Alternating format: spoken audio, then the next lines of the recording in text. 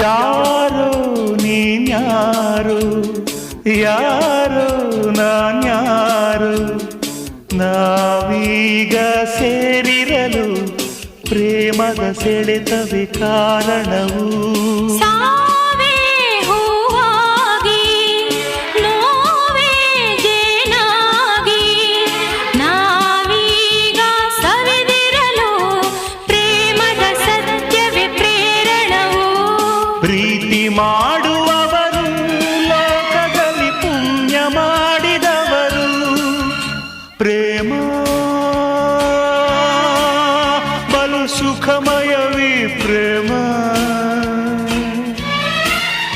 ಈ ಭೂಮಿಯಲ್ಲಿ ಈ ಬಾಳಿನಲ್ಲಿ ನೆನಪಿರುವುದೇ ಪ್ರೇಮ, ಹೆಸರುಳಿಯುವುದೇ ಪ್ರೇಮ.